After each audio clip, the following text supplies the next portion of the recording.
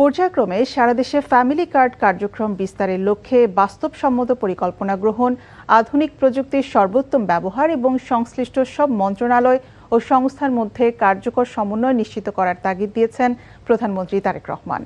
দুপুরে সচিবালয় family card কার্যক্রম সারা দেশে সম্প্রসারণ পরিকল্পনা নিয়ে বৈঠকে এমন নির্দেশনা দেন তিনি। দেশের প্রকৃত উপকারভোগীদের কাছে ফ্যামিলি কার্ডের সুবিধা কার্যকর, স্বচ্ছ ও নির্ভুলভাবে পৌঁছে দিতে একটি নির্ভুল ও গ্রহণযোগ্য তথ্য ভাণ্ডার গড়ে তোলার উপরও গুরুত্ব দেন সরকার প্রধান।